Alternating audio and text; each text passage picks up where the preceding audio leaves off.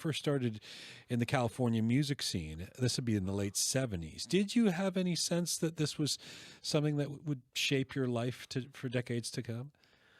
Well, of course, that's the goal with a lot of people who get into it. Maybe I was a little more ruthlessly ambitious than some were just saying, oh, we'll form one band, break it up 3 months later, let's do more drugs, then we'll form another band. And I was thinking, no, I want something that's going to last because I think there's something here that's interesting, and because I was at a point where I'd come out of a lot of suicidal depression and stuff. And, instead of fundamentalist Christianity or a lot of scary psych meds saving me, it was like realizing music was starting to get really good again via punk rock. It was crude, it was raw, it was grassroots, and I wasn't born too late for the 60s. I was born at the perfect time. Actually, I was seeing a friend that was actually doing a Cole Porter review in North Beach. And I was walking back, and the Weirdos from Los Angeles were playing in the Mabuhay Gardens. So I went in and saw them, and the little hair on the back of my neck stood on end. So it was like, wow, this is what I want to do.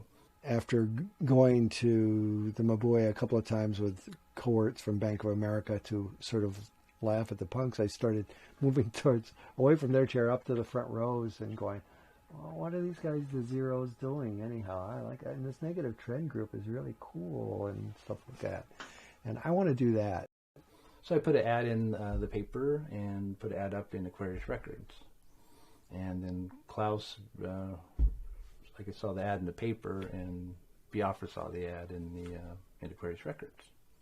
Now, BAM was the least likely place to look. If I knew anything about the scene at that point, I would have gone to Aquarius Records, which was the record store, or I would have looked maybe, I don't know if Search and Destroy ran ads in the back or not. I don't think they did, but something like that, would have been a fanzine or something like that. But I didn't know anything about the scene.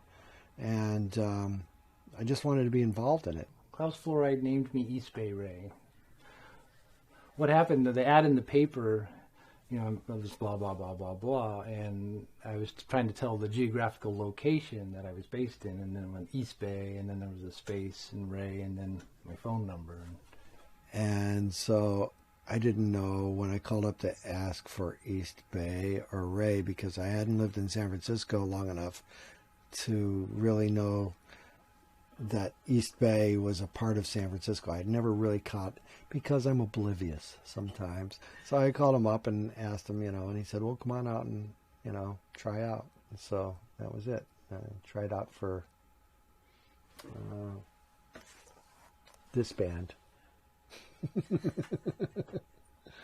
Before we, about a year and a half before we did this product. You see, here it is. It's flavorific.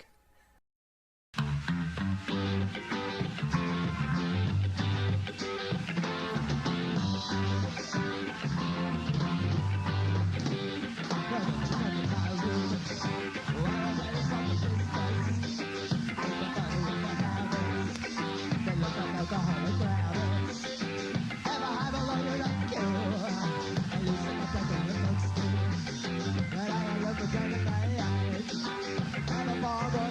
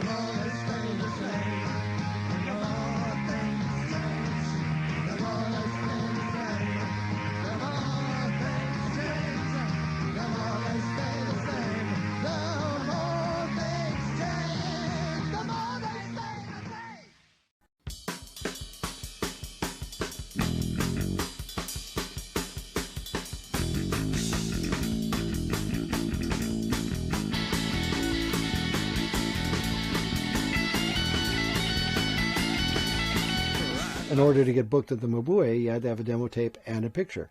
So the Offs wanted us to play, and Dirk Dirksen and the Mabuhay was requiring a photo and stuff. We didn't actually have a drummer at the time. We tried out a bunch of different drummers. And there was one guy who could drum really well. And Ray taped all the auditions so we could listen to him later. And he had a fairly good, Ray knew how to record stuff way back when. So we had a fairly good tape of us playing the songs with the best drummer we'd played with so far, who wasn't going to be in the group. A friend of ours that we knew from the scene came in and we did a photo shoot, so there'd be 4 people.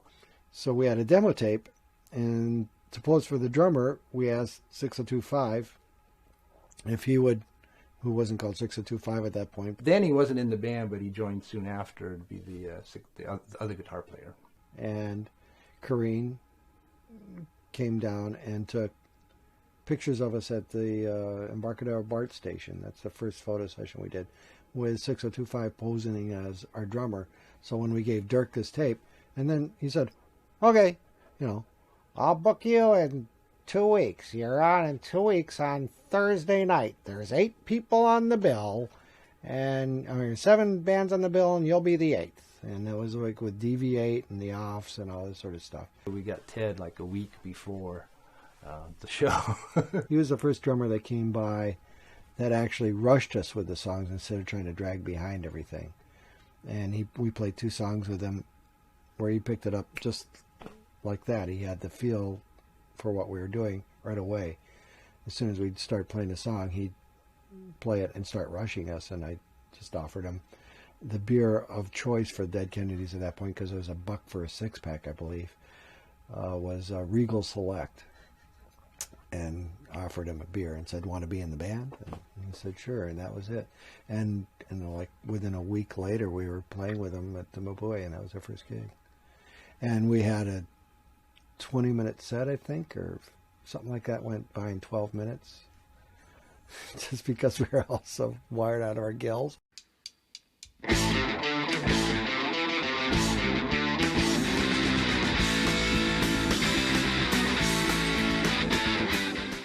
Dirk is the first person to give us a show. And Dirk Dirksen from the Mabuhay. What really made you decide to put them on stage? The lack of taste, suicidal tendencies, suffering from depression at the time, and just dumb luck. He was one of the first people who gave us credit for being something that was not going to be just a flash in the pan. I mean, after 3 or 4 shows and it getting more and more crazy, Dirk brought us in. And I mean, he actually took us into his office and talked to us about it. I don't even know that conversation occurred. I have people calling me in the middle of the night and say, hey, Dirk, do you remember me? Jay, you told me one time, and God, it's amazing. I was just one loudmouth that wouldn't shut up. Just diarrhea mouth Dirksen is what I would call myself. Yep. The fact is that he made us think about where we were going. This song, Forward to Death. What's your name again? 6025? What is it about? I mean, isn't it rather negative? Well, it's just that I am looking forward to death, sir. Well, okay, then if you want, if you feel it that way, sing about it. I mean, back in the day, it was great because there'd be like a punk band like us, and there'd be an art band from San Francisco Art Institute or the Art Institute here in Oakland, and there'd be a pop band like the Ready Mades. The way things worked at Mabuhay Gardens, which was where all the really seminal early punk music like the Avengers and Negative Trend and the Sleepers and Crime and the Nuns and the others came from, it was more like, it was a different pressure than today when there's so many formulas you can follow for so-called punk and whatnot, and people worry more about whether their friends will like them and whether or not they're doing something that nobody's ever done before. But then no 2 bands were supposed to sound alike or people just wouldn't dig you. There were lots of interesting individuals exploring their mind's eye picture, and some succeeded and some didn't. And they would all play on the same bill, and plus they'd all draw different people, and there'd be kind of this old, Paris Salon effect of people with different backgrounds talking about the same thing but having different viewpoint on it. Now is really the golden age of that music scene, because that's when people cross-pollinated.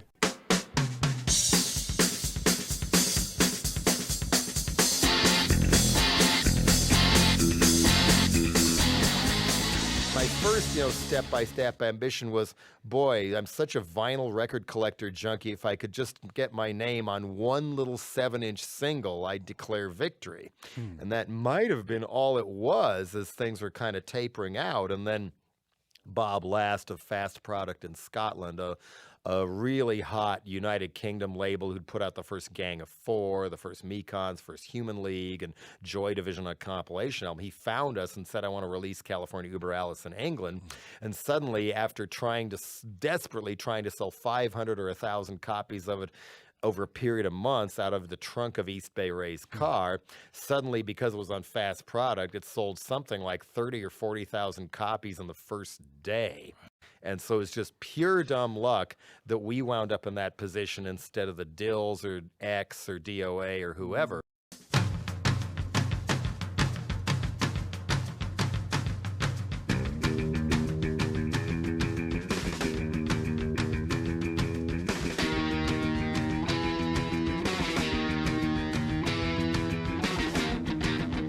We wanted to put out a 7-inch single first, and we recorded California Uber Alice and Man with the Dogs, and we did it in a kind of a basement studio on 8-track, and it took us like one day to record the tracks, but then it took us like 3 weeks to mix it, and that's where I really learned kind of the mix punk rock. It's kind of hard to have that because the guitar's mid-rangey, the voice is mid-rangey, and the snare drum is mid-rangey. It's hard to all fit them in there. So it's funny, it's like it took 3 hours to record the song and about 30 hours to mix it. I just kept going back, and the rest of the band, we all listened to it and fixed it. I mean, it was very grassroots at that point. Like I said, sitting around a living room, stuffing records into sleeves, and putting them in boxes so we could drive them around town and drop them off at record stores and beg people to take them on consignment or whatever, and handing them out to people to listen to. It's very much at the beginning. Selling 6,000 out of the back of your car is really, really, really good. And so we were started at the bottom of the bill and we're working our way up. And plus, we sounded good and we had a good performance. It was fun to watch. I mean, at the time they were dangerous. They were out there. They weren't slick. I mean, they were, one of the most outrageous bands around. The name sounded dangerous. You went to a show, you didn't know if you're going to get beat up in the mosh pit or beat up by the cops afterwards. I remember hearing California Uber Alice on college radio and being impressed. I liked it. I liked the idea that it had that the flamenco chord progression in a punk rock song. And I liked the beat. I just thought it was a very clever record. The bass playing really stands out, particularly in California Uber Alice, because it sets that dark tone for the rest of the song. And again, it feels like it also has a surfy vibe to it. It got that kind of Wagner bolero thing. North Europe meets South Europe meets West California.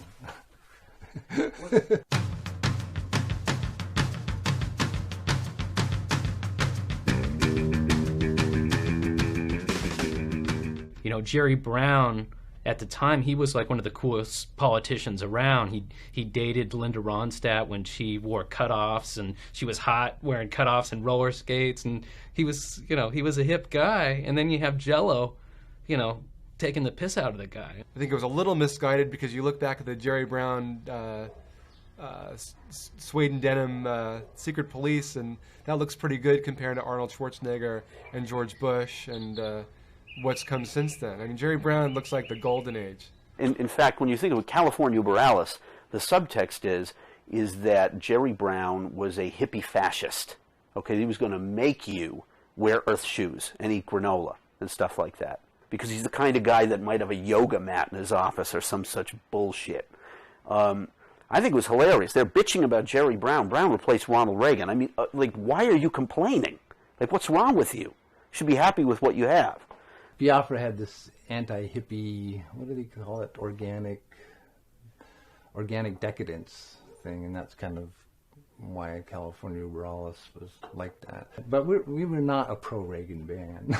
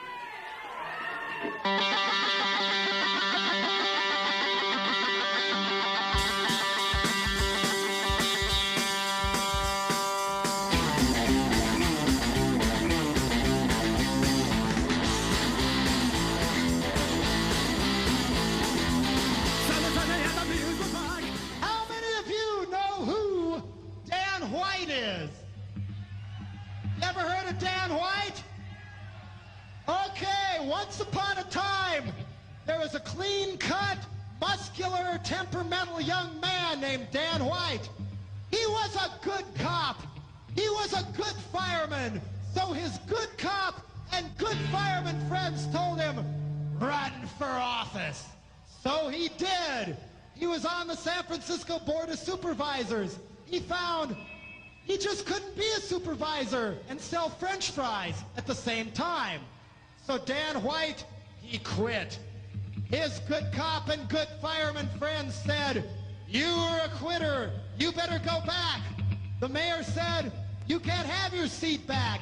So being a mature, upstanding citizen that he was, he pulled out his gun and blew the mayor's brains out.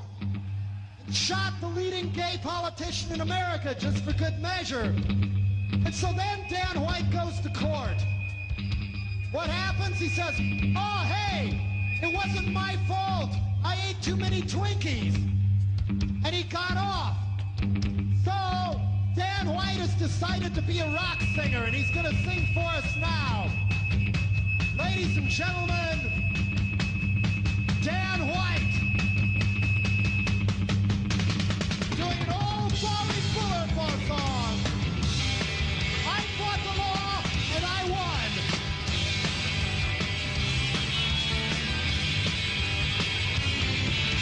Drinking beer in the hot sun. I fought the law, and I won. I fought the law, and I won.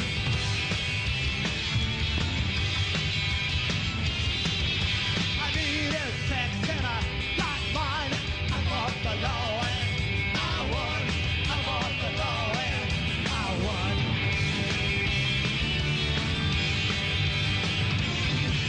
The lotto eat sheriff got the right friend. The cow is burned too good. These are the best men I ever had. I fought the law, and I won. I fought the law, and I won.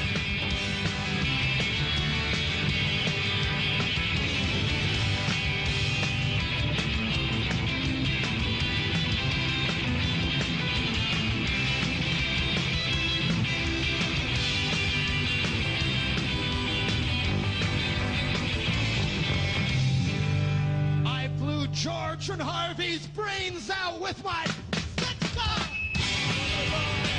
I won. I fought the law, and I won.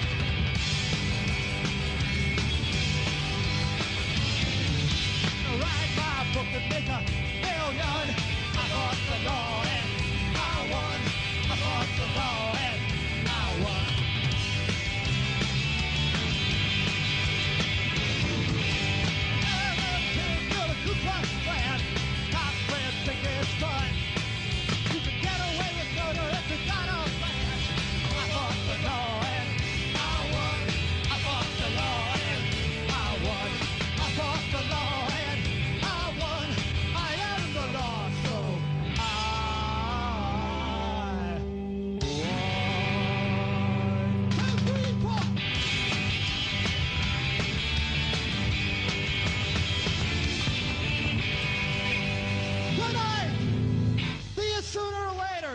We had the burning cop cars, the burning black and whites from the White Night, from when Dan White got acquitted, basically.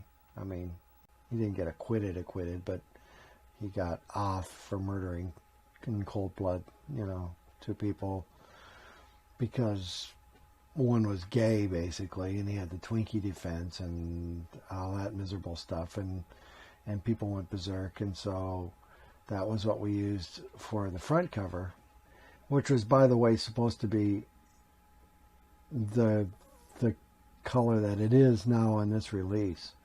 We asked them to make the flames look like fire, and the very first cover, which is really hard to find now, came out painted orange on white.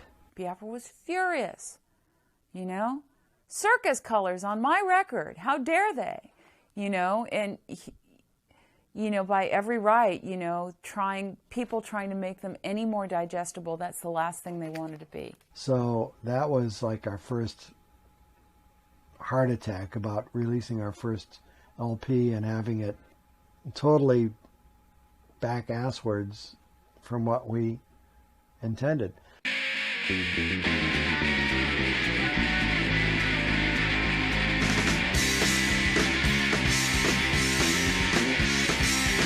Some promoter guy said, come to New York and play. And so we bought plane tickets and went to New York and lost our shirt, because nobody knew us in New York. California Borealis had come out in California, but it hadn't gotten out there yet. And we were playing to 6 or 7 people sometimes. And the logic there was, you can either be really depressed or figure there's 6 or 7 people who have heard about us, or we're at least interested enough to come out to the club to see us, and we'll play our frickin' ass off to them. We also went to Boston and we played the Rat, which is the big, well, the famous underground club in Kenmore Square. And I think about 50 or 60 people there. I was there. And Jello Biafra was doing his thing, trying to wind people up. I don't think he understood that in Boston, it's really hard to wind up an audience, unless you're a local and you understand how Bostonians think. And the first set, everybody just sat there and stared. And so the second set, he ran around and shook things up by pouring pitchers of beer, basically, on the customers. And he kicked the beer off the table of this little girl, like Trudy. She was in that band Bound and Gagged. And Trudy kicked the crap out of him. Trudy was a tough little girl, and she beat the shit out of him. And then everybody went to the walls. But they didn't leave the room, but they went to the walls. In the second set, the waitress took part of the show by taking a pitcher of beer and pouring it on Biafra. And that was cool. That was just exactly what needed to be done.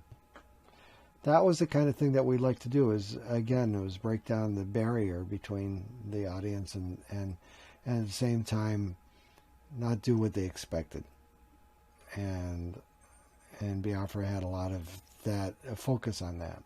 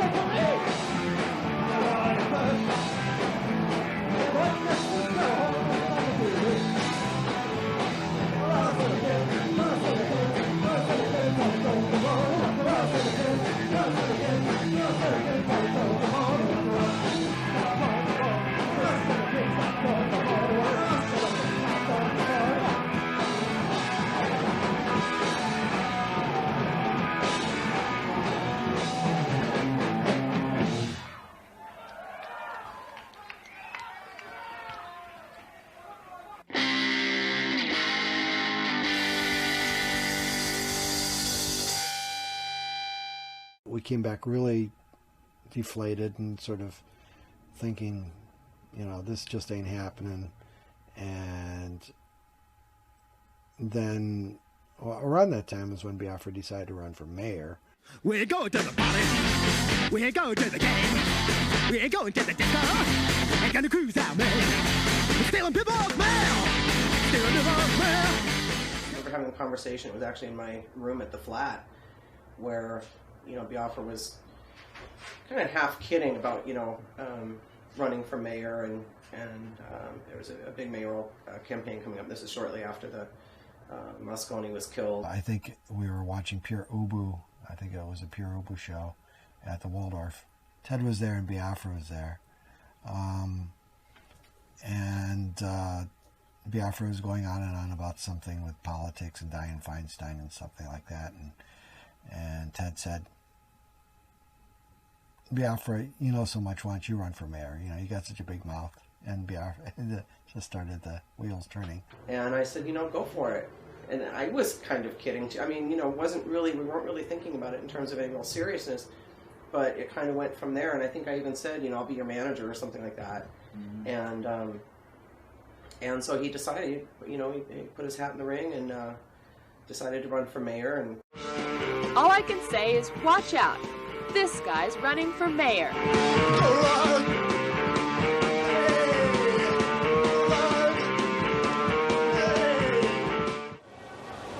His fiancée on his arm and wearing his campaign wardrobe, a $7 suit from a Geary Street pawn shop, plus shoes a friend gave him for formal occasions. They're serviceable but a bit large, Biafra says. The candidate, who won't tell his born name, would be a joke, except he's too smart. I didn't imagine, you know, us little punkers could really move and shake the city, but, you know, we did what we did. We did throw him into a runoff.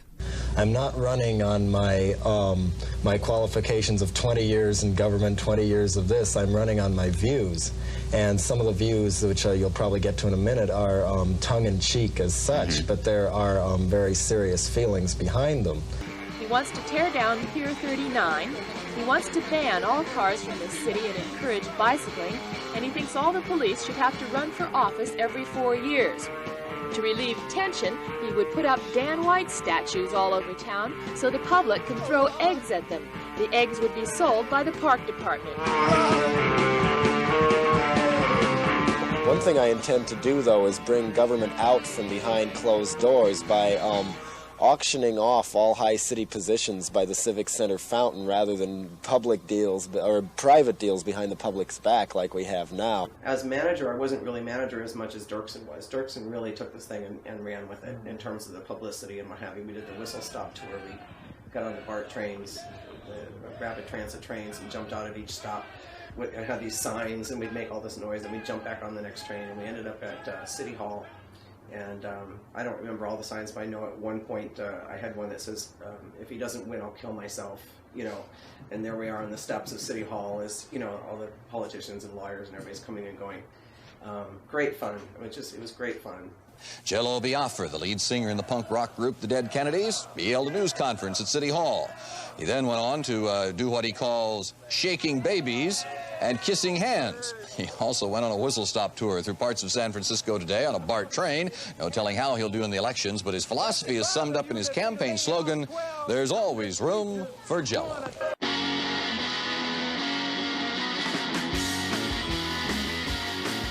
Bill Gilliam was our manager in the UK and ended up being the UK manager of Alternative Tentacles for a while, which was when it was Alternative Tentacles UK.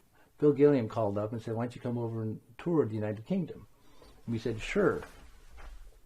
And we said, go check it out. And then he called back, well, you know, you can't really tour on just having a single out. How about if I find you financing to make a full-length record?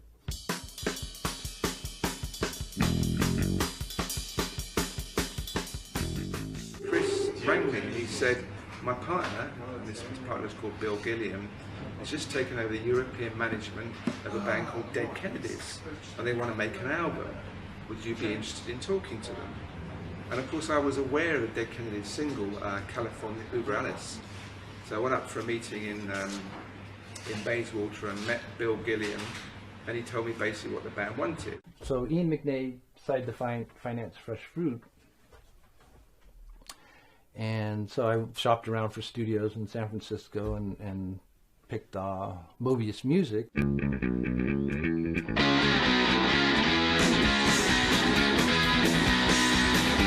We finally got to Oliver's studio called Mobius Music, Oliver DeChico. And he reined us in lots of ways and would let us go crazy in lots of ways. And it was a real studio that had, you know, a big old 24-track machine or a 16-track machine or something like that, and baffling on the walls, and it was California woody sort of construction. And well, Oliver's studio was basically just one room, and so we would set up in the room, and what you do is you record what are called the basic tracks. And what your goal is in the basic tracks is to try to get a good drum track with the tempo and the feel of it, and a good bass track. I think that's pretty much how we did it. I know that the band definitely, you know, they played together. And that was part of, that's how you got the energy. You weren't going to sit there and overdub, build that up from the drum track and a click track with the Kennedys. That wasn't how the music was made. Biafra would do what it's called a scratch vocal, and I would be doing it with a scratch guitar that we may or may not take. The important point is whether the drums and bass, we had to keep recording until that was right. And if it happened that my guitar part was good, we'd just leave it, or I would redo it. I remember like little weird things, like Biafra obsessing about his vocals, which was the best line, and, comping vocals together, which was kind of a tedious process, but he was going for something. And he'd sit there, he'd have the lyrics written out, and he'd be checking out, one lyric against another, and sometimes like I couldn't figure out on occasion what he was hearing. I mean, what was it about one line that sounded better? And sometimes, he'd listen with his eyes closed, and I'd forget to switch, while I just miss it, and he'd know, and I wouldn't even know, but he would know. But again, it's part of that vision, and as an artist, I think you have to respect that, and they're going for something. So in my involvement, was a facilitator. I mean, my job was to try to get their energy, cram that 10 pounds of sound onto that 5-pound disc, and make it work.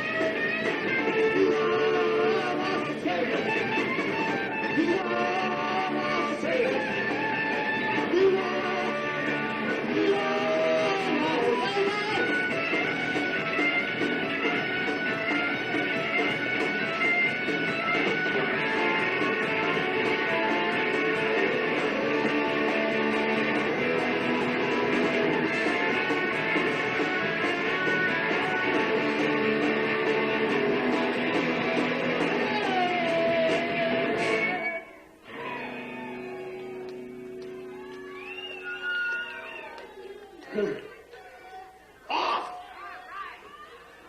Back to Las Vegas with you.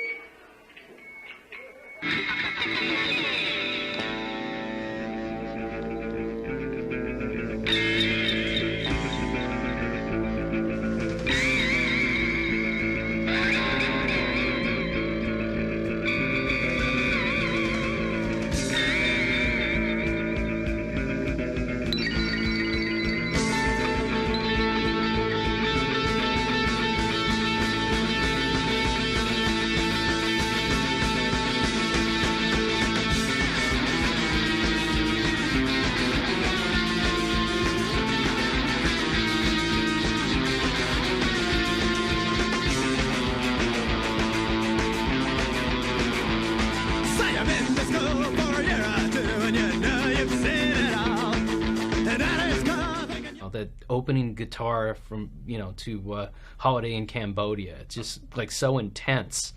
And, then the bass and the drums come in, and then that Jello's vocal, I mean, there really wasn't anything quite like that at the time, especially out of America. What was funny in Holiday in Cambodia, like the whole thing is awesome. Just describing a pampered, disgusting college student in his dorm room playing John Coltrane records, thinking that he has it so tough. Like, that's brilliant. That's what I got from that song.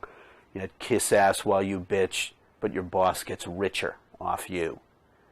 Perfect. I mean, that describes like how Kappa the snake of capitalism eats its own tail. In a word, that's genius. It's fairly easy to take shots at politicians and those sorts of people because they're out there.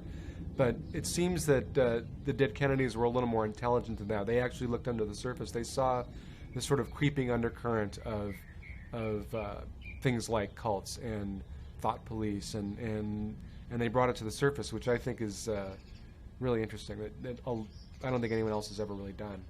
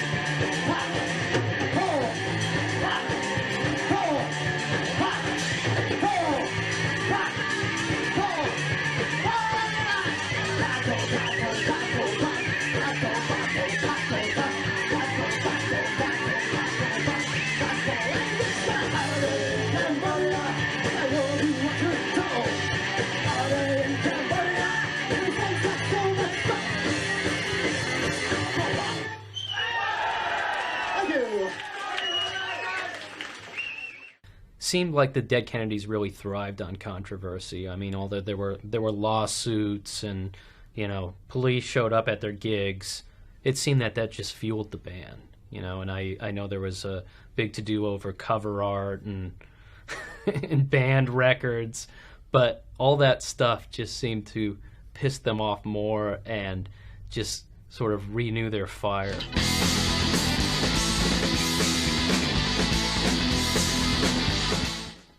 We decided to use that photo, thinking that this is some group from 1964 or something like that broke up, and plus it's public domain because they have photos out there, and so we don't have to worry about it, and we used it.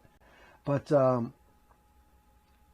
they sued us, saying they're a good Christian rock group, and the photo was taken in the 70s. And I just said, they looked like that in the 70s. We found out that they had recorded at the Wall of Voodoo Studios at some point. So with that as a bargaining chip, I think we worked out a settlement that went from something like from $1 million down to $3,000, and we'd remove their images. Or their likenesses, that's it. We'd remove their likenesses.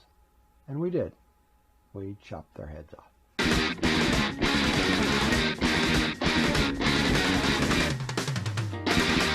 Efficiency and progress is ours once more. Now that we have the neutron bomb, it's nice and quick and clean and gets things done. Away with the enemy, but no less valued a property. The sense in war, but perfect sense. I got some pictures of the Conservative Party National Congress and inserted "Kill the Poor" for the Conservative Party convention. We used that very picture as the basis of our advertising campaign. And we ran, and we didn't deliver the actual copy for the ads till right the last half hour. So no one could then come back and say, can you change it? Because there wasn't time to change it. So we delivered them by hand. The deadline was 12. We delivered them at 11:45. So they had to run the ads. We got taken to the Advertising Standards Authority and we got censored. But this whole process took months, and all that happened in the end was I think we got a small fine, and we're told that we couldn't run the ads again. But of course, we weren't going to run the ads again because the single had been and gone by that time. I just look at the example of Reagan pretty much opening the doors of all the mental institutions and letting everybody out on the streets. And that to me is, Kill the Poor is about that. We don't care about the disenfranchised. It's all about taking care of taking care of the rich, taking care of the people to take care of us. They weren't really saying kill the poor. I mean, they were saying that that's what some of these politicians would secretly like to do. But there was some right-wing politicians in Portugal that liked to kill the poor because they liked the message. They didn't see the sarcasm. Although there was Kill the Poor, but it was done in satire, I hope. I always told myself it was satire. We wanted those people dead. I always told myself it's just satire, don't worry about it. It's okay. One's got neutron bombs. Called Kill the Poor.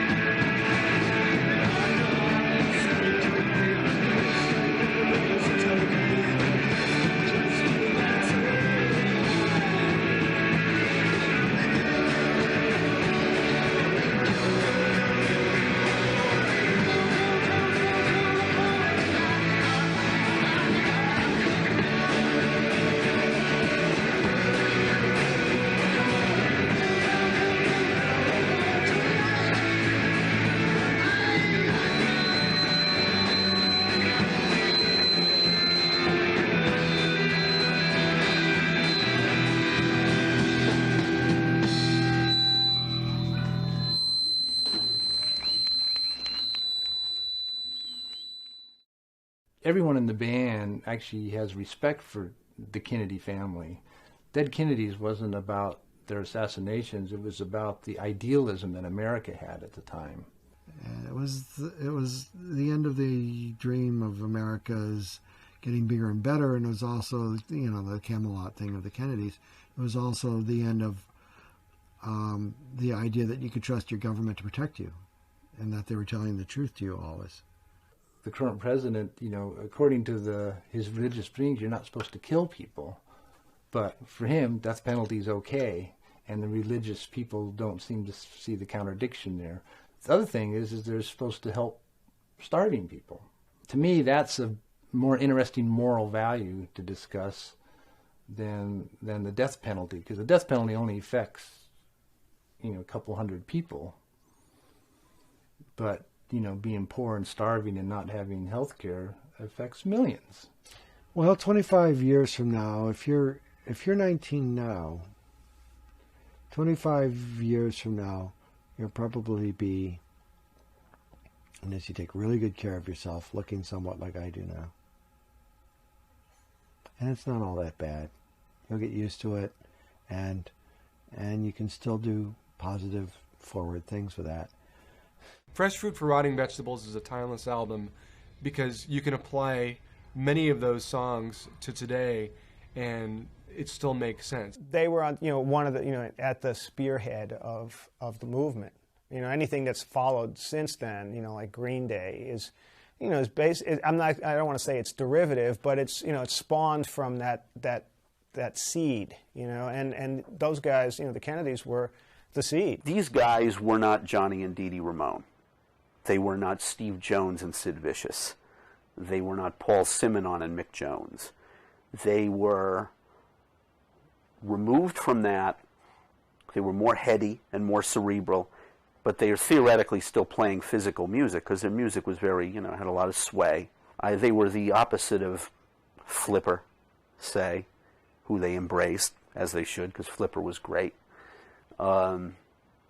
They were very careful about what they did. They were meticulous. They were fastidious. They weren't sloppy. There were no loose ends flying around in what they were doing, and it shows on their recording. They were provocateurs, and they were highly politicized. They were really the American Sex Pistols. And you could argue that they were the American originators of hardcore. It set them apart because there really wasn't too many American bands really addressing politics.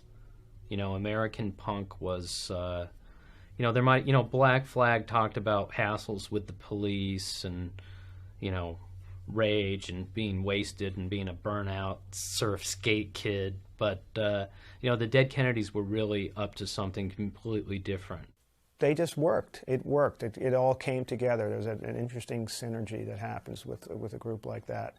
Because I've recorded a lot of other punk bands, and they just didn't have what the Kennedys had in terms of being the real deal, I guess. You know, they were authentic.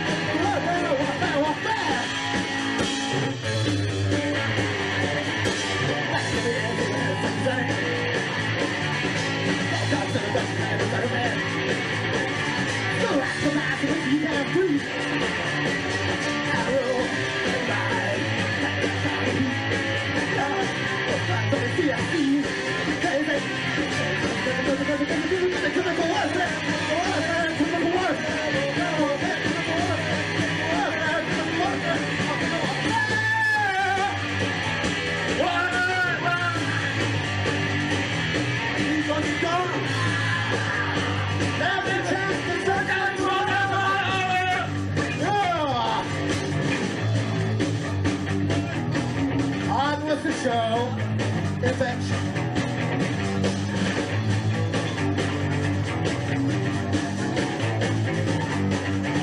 The grace of the Lord saves us.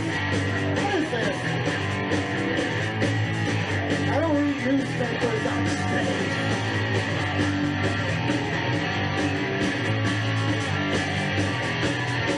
Yellow air. Yellow clouds. Rolling down, down, down,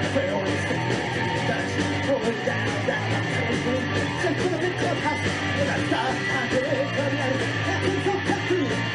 That's so that by the blue, listen to my TV. Here it comes. Oh my God.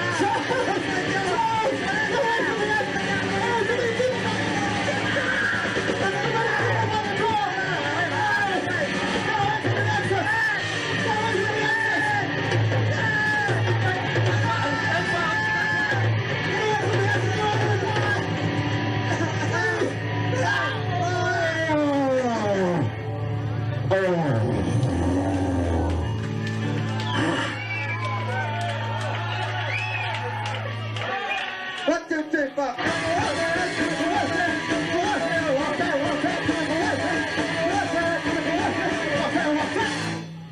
Good night.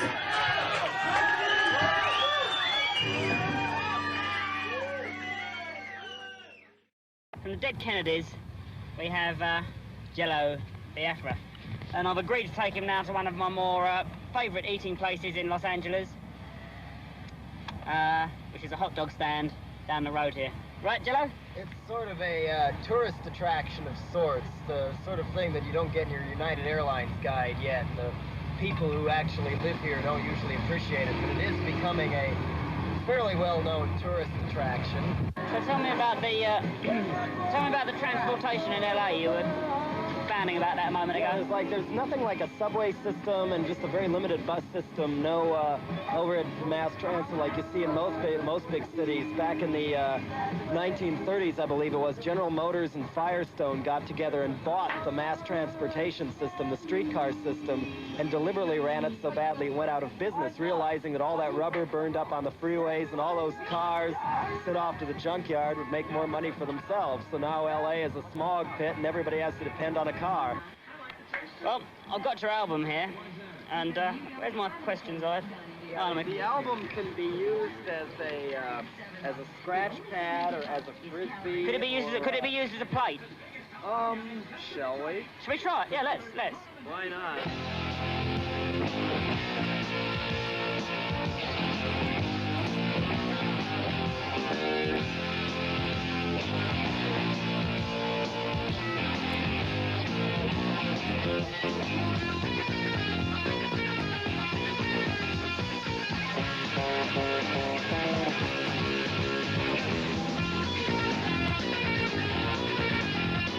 We gotta die.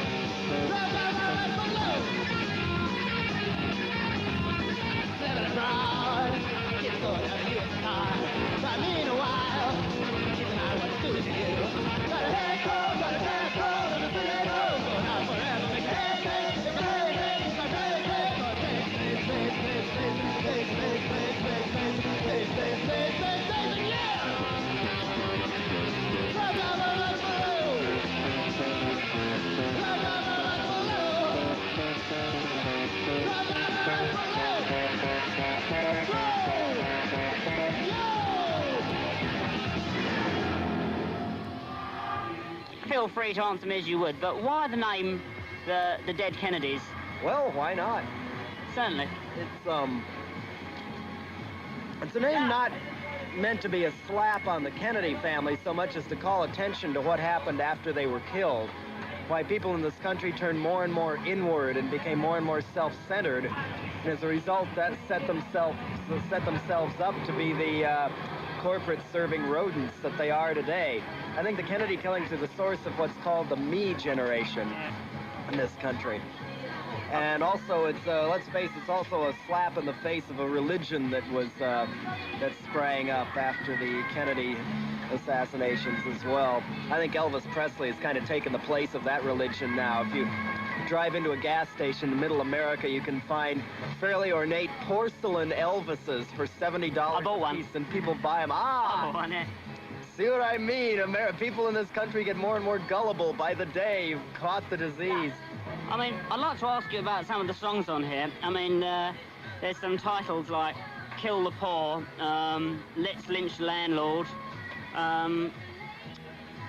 especially California Uber Alice. I'd like you to tell me about that, your motivation for writing that song. Let's take them one at a time. Kill the Poor and Let's Lynch the Landlord are two very different entities. Kill the Poor is sarcasm. I like to slip in behind villains causing certain problems and expose them from that way rather than just say, I think this is bad. It's speaking from the third party. Yeah, and like Kill the Poor is meant to go behind the military mind and expose the real reasons for building the neutron bomb, which is to weed out heavily populated areas so they can build fancy hotels and things for wealthy people and get rid of the poor people.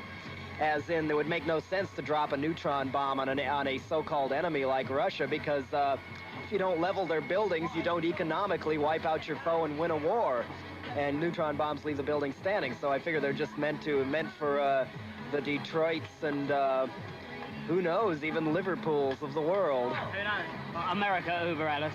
Yeah, it's even more than Kill the Poor, California Uber Alice warns of fascism in disguise. It's not a pro-Nazi song in any way.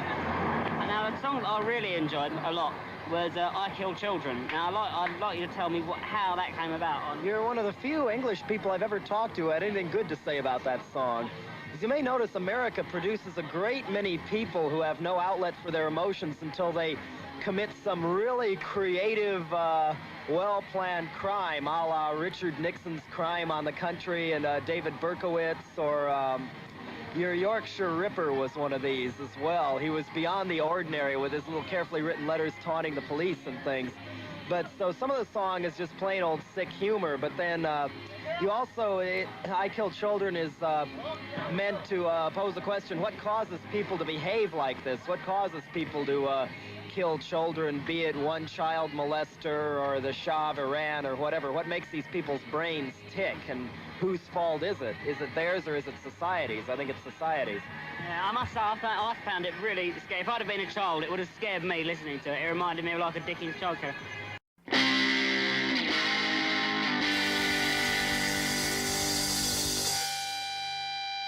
God told me to skin you alive.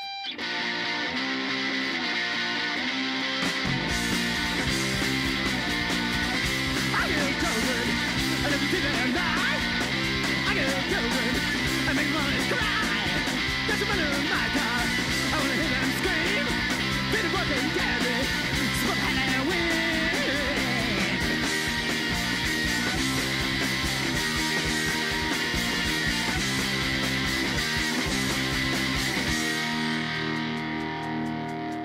So you're in the skateboard, you're in the ghetto real.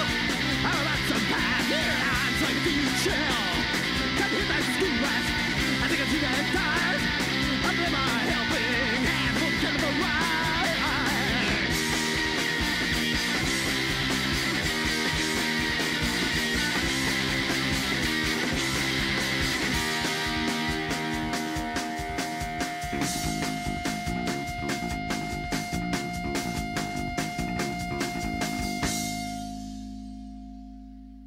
Ever wanna die? Of course you have. But I won't till I get my revenge. Been fucked one too many ways, but I don't wanna see people anymore. Things I never saw before. Let me see them for the shit they are. Things that is to get away with me. Anyone can be king for a day. So I kill children. I love to see them die. I kill children and make mamas cry. I kill children. I make the hits indoors. I kill children. Can't wait for yours. Can't wait for yours. Can't wait for yours. Can't wait for yours. Can't wait for yours. Can't wait for yours. Can't wait for yours. Yes. I'd like you to tell me, and the viewers who don't know about it, I believe that you stood in your hometown of San Francisco. You stood for mayor, and you had some interesting policy. Tell me about this mayor standing. Well, that was fall of 1979. I was a legal candidate for mayor of San Francisco, which entitled me to equal time on television and newspapers and things, and in the voters' pamphlet to get my platform across. And so right next to the usual, well, I think San Francisco's a great city because my backers do too, so vote for me, we had elements of the platform like making the police run for election, voted on by the Neighborhood State Patrol. There was banning cars from the city, hiring off laid-off city workers as panhandlers on a 50% commission, sending them into rich neighborhoods, including the one where the present mayor lives. Moving the city jail to a local golf course so they can enjoy true rehabilitation like the Watergate criminals and things.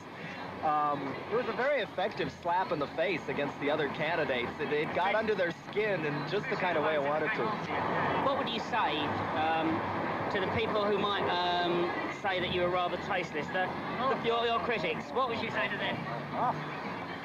As I say, ha ha ha ha ha ha. That's it, is it? Ho ho ho ho ho ho. Well, I'd go along with that fairly wholeheartedly.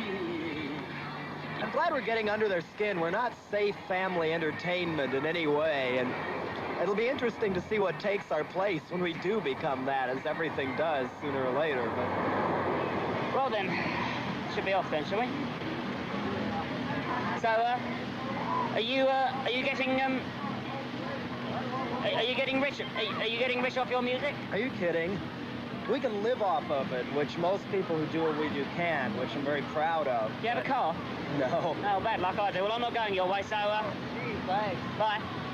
Thanks for the interview, then. Bye.